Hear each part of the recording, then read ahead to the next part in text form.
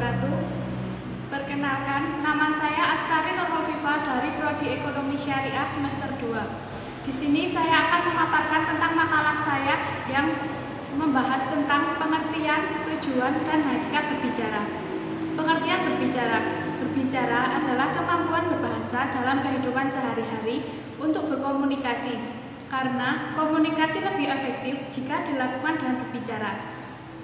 Berbicara pada hakikatnya merupakan suatu proses berkomunikasi sebab di dalamnya terjadi pesan dari suatu sumber ke tempat yang lain. Oleh karena itu, kemampuan berbahasa lisan merupakan dasar utama dari pengajaran bahasa, karena kemampuan berbahasa lisan merupakan mode ekspresi yang sering digunakan, merupakan bentuk kemampuan pertama yang biasanya dilakukan dan diajarkan kepada anak-anak, merupakan tipe kemampuan berbahasa yang paling umum dan paling sering digunakan.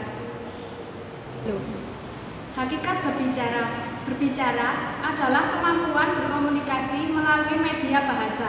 Berbicara adalah bentuk tindak tutur yang berupa bunyi-bunyian yang dihasilkan oleh alat ucap disertai gerak tubuh dan ekspresi raut muka. Implikasi berbicara dalam konteks komunikasi pada dasarnya adalah hakikat berbicara yang meliputi 1. Berbicara merupakan ekspresi kreatif dan tingkah laku. Yang kedua, berbicara merupakan komunikasi yang seiring dan sering digunakan. Yang ketiga, berbicara merupakan komunikasi resiprokal.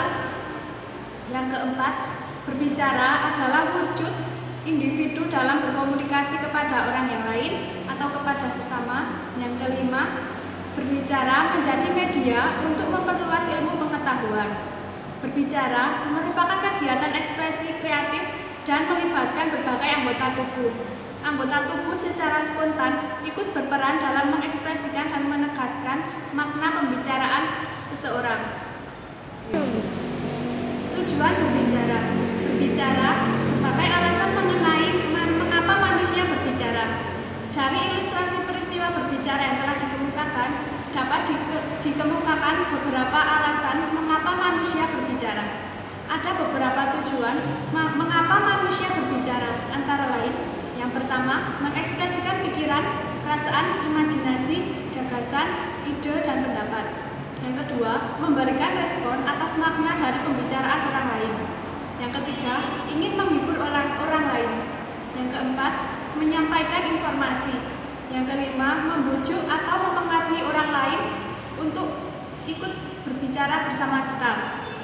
Faktor penunjang dan faktor penghambat kegiatan berbicara. Yang pertama adalah faktor penunjang. Yang pertama, ketepatan ucapan. Yang kedua, sikap yang wajar dan tenang. Yang ketiga, kelancaran. Yang keempat, pilihan kata. Dan yang lain sebagainya yang tidak dapat saya sebutkan secara lengkap di sini. Adapun faktor penghambatnya, yang pertama adalah faktor fisik. Faktor fisik berasal dari partisipan sendiri yang berbicara. Yang kedua, faktor media. Faktor media itu berasal dari